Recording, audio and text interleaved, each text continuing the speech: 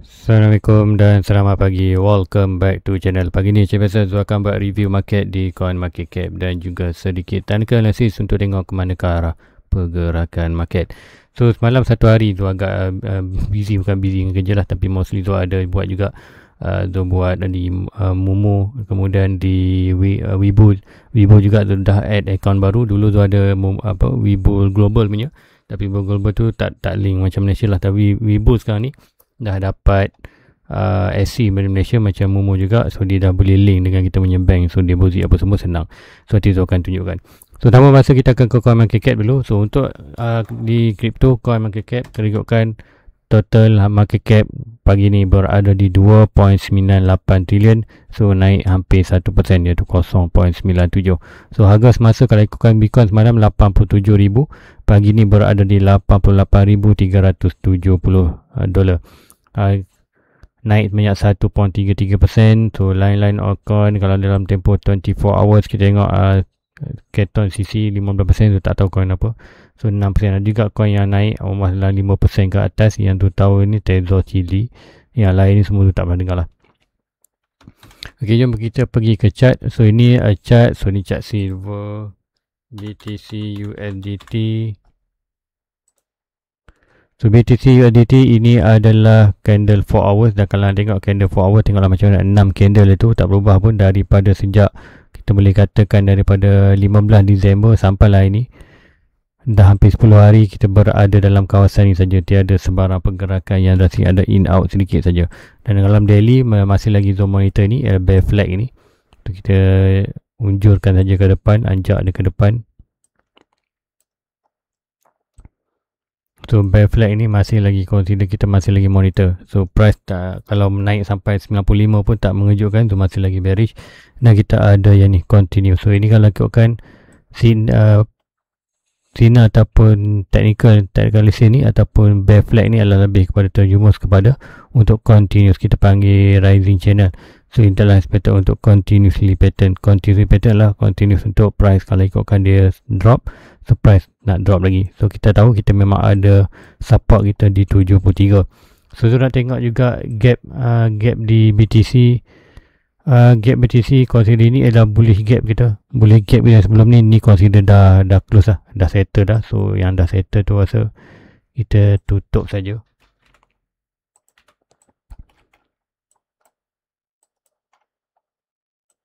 Sini bullish gap ni pun consider, kita macam consider dah boleh datang, dah di test lah rupanya. So yang kita tiada lagi sebarang bullish gap yang di create. Kemudian kita tengok kita ada bearish gap dekat 48.50 ni, dan 21 ni lah kita punya expected, tu punya bottom lah. So next kita jangkakan adalah expected price ada drop, ataupun kita yang tu tunggu macam tu lah. Benda yang sama tu cakap berulang-ulang kali dalam hampir 1 bulan ni, iaitu kita tengok lower low di price, kita nak tengok lower low di price dan lower high low di RSI. Dan masa tu mungkin kita akan dapat yang macam ni, dan kita akan dapat head and shoulder lah, membentukkan head and shoulder yang baru. Dan kita jangkakan akan ada, ini adalah kita punya next drop. So tak mengejutkan atau Zul tak akan FOMO in dalam market untuk price masuk. Yes, ada potensi untuk price naik sampai almost 116 below 120, tapi bagi Zul bukanlah bullish. So mungkin tahun awal tahun 26 ada yang berlaku pump tu, tapi tu nampak sekarang tak ada sebarang signal untuk pump pun.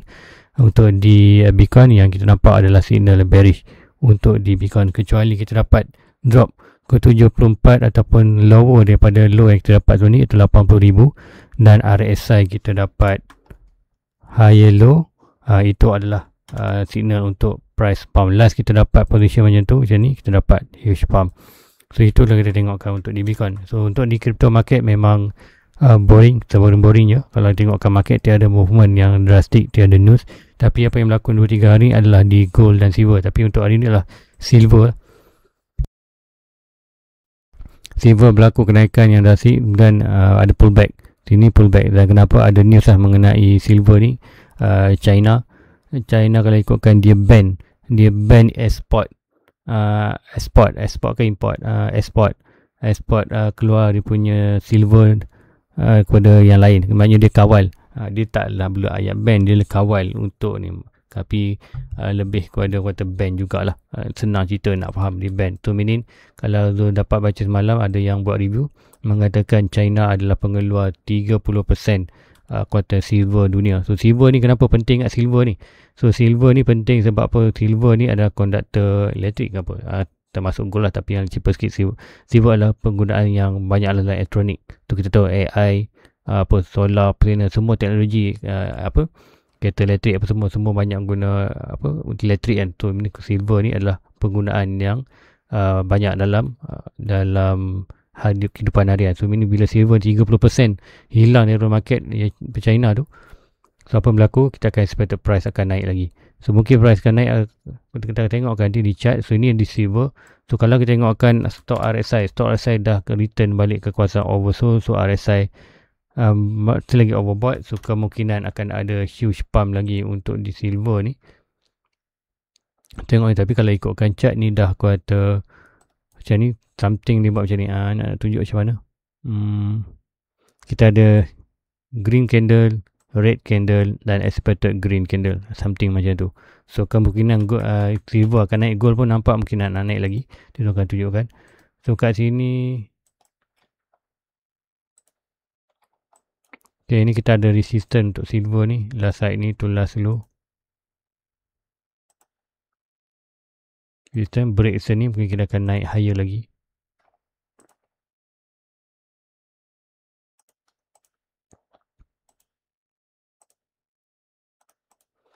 So silver kita boleh naik lagi sampai 91. Kalau ada berapa tak ikutkan, ni adalah 4 hours. Saya adalah expected daily. Nak tunggu pump untuk di silver ni adalah di daily lah. Kita tengok sebaik saja slot RSI ni berada di kawasan oversold dan berada di kawasan oversold. Kemudian RSI ni start buat cross balik, purple cross line kuning ni kita panggil golden cross. InsyaAllah masa tu kita akan nampak kemungkinan untuk silver naik lagi.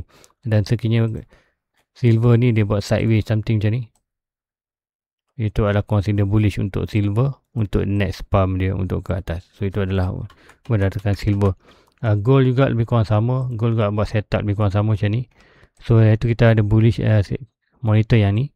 So price dan drop bawah. So kalau ikutkan dia dah fail kawasan ni, so kita ikut ni, kita delete. Kan ni kita boleh consider channel.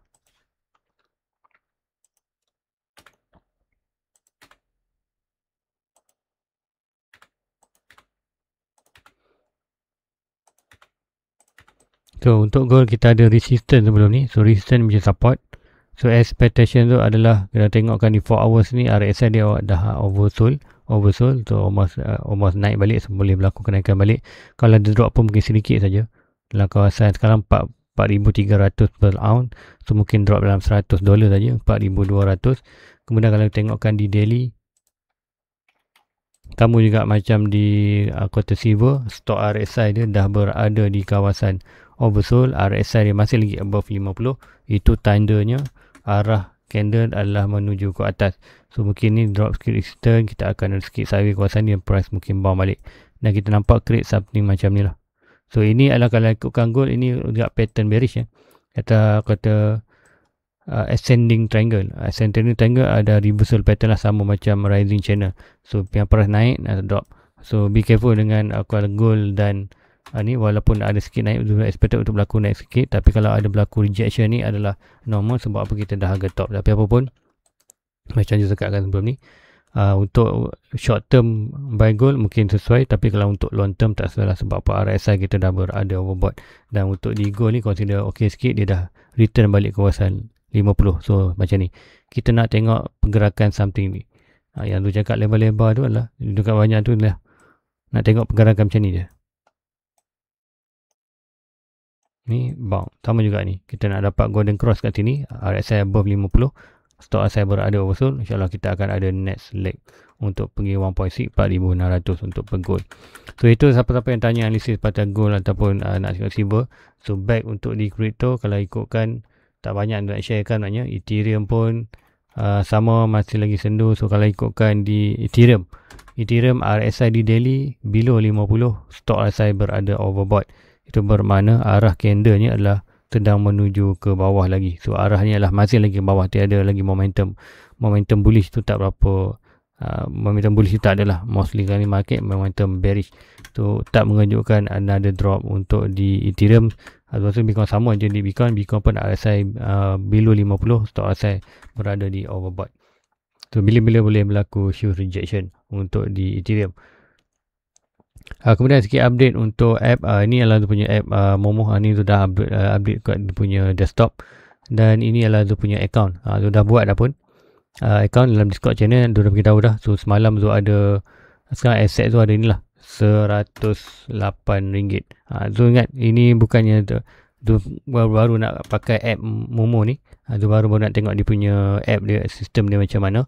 So kalau anda tengok tu ada dah Nvidia, nampak. Tu ada Nvidia yang kuantiti berapa ni? Average 1.8, market value $2 kot. $2 kot. So $2 ke RM2? Tu tak ingat, nanti dia tengok balik dalam RM kan dulu, ikutkan dalam RM ni. So apa yang Nvidia ni tu dapat free lah. Dapat dulu sebenarnya sebelum ni sudah deposit dah kat Momo ni. Sebab apa dia ada duit lah RM500. Tapi tu dah keluar balik RM500 tu. Dan Nvidia ni tu dapat free lah. Tu tak tahu macam mana nak jual ni. Ataupun tu biarkan saja.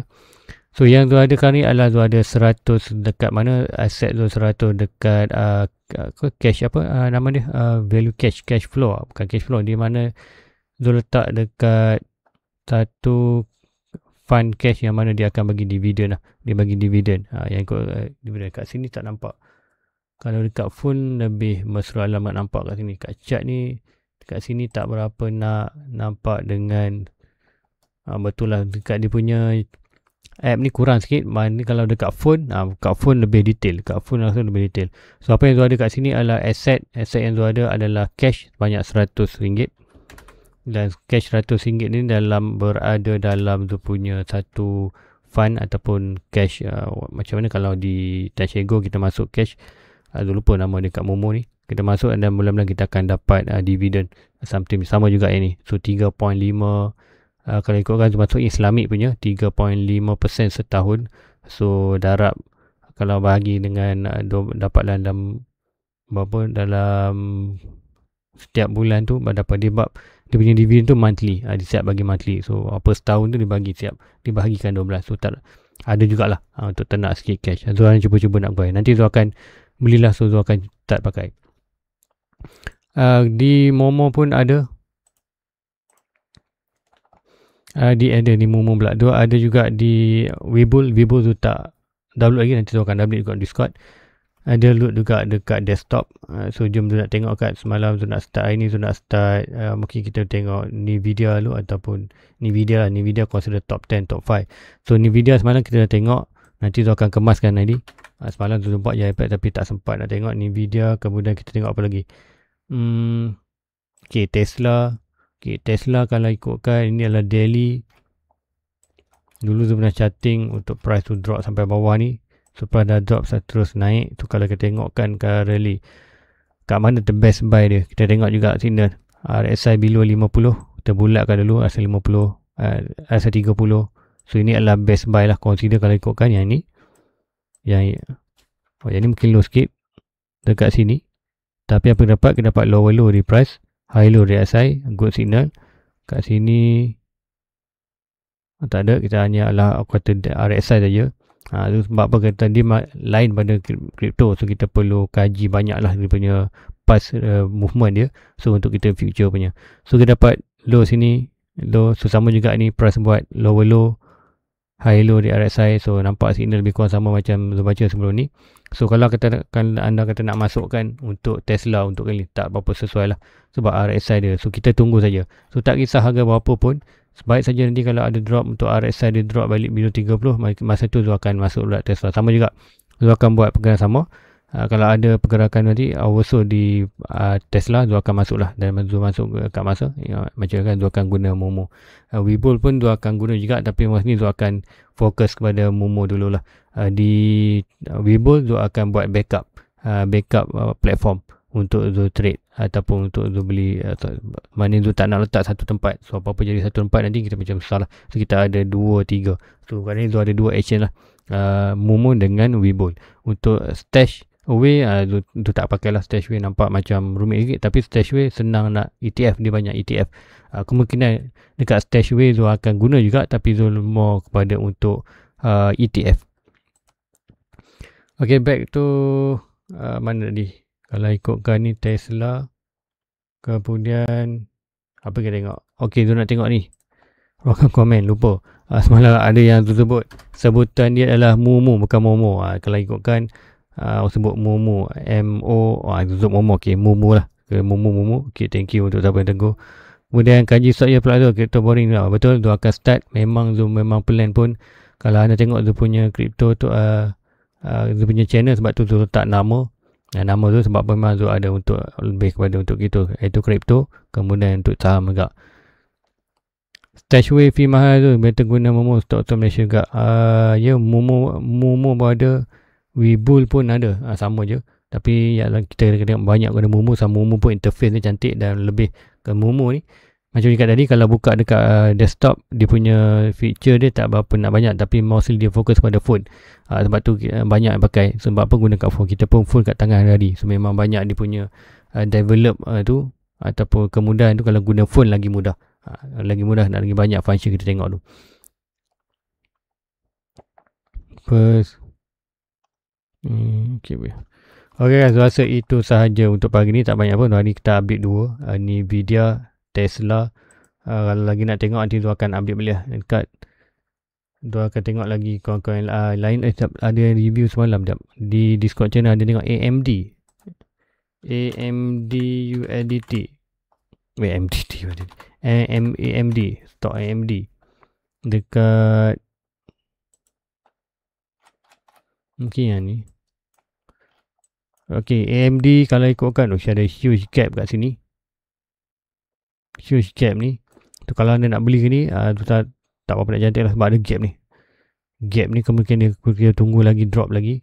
Dan drop lagi tu, at least kalau dia dapat drop sikit dalam, kembali balik return dalam kawasan $180 ni, expectation tu akan RSI ni lebih berada di position lagi cantik lah, iaitu oversold.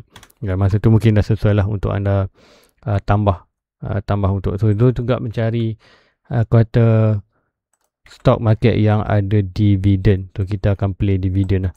So ini adalah antara stock yang dulu ikutkan siapa, ini adalah antara stock yang tu minat nak monitor tu. Ada Apple, kemudian Google Coinbase Global, Banks, GME, MSC, NEO, ini banyak lah. Dan ada juga nanti tu akan tengok juga lain-lain. So guys, rasa itu saja untuk pagi ni. Tak banyak tu nak sharekan kripto sebabkan boring sikit, dan kita akan one step further untuk masuk juga dalam review untuk di stock. So anda start hari ni, anda boleh request juga. Selain anda request kripto, anda boleh juga request untuk tengok chart untuk stock di US market lah. Mostly stock US market tu akan lebih tertumpu pada US stock. Stock Malaysia apa semua mungkin kurang, tapi nak tengok anda boleh request saja, mungkin tu boleh tengok juga. Tapi mostly tu akan lebih fokus kepada US stock. So guys, itu aja untuk pagi ni. So jangan lupa like, subscribe, share kepada rakan-rakan lain. Jumpa anda di review. Assalamualaikum, bye bye.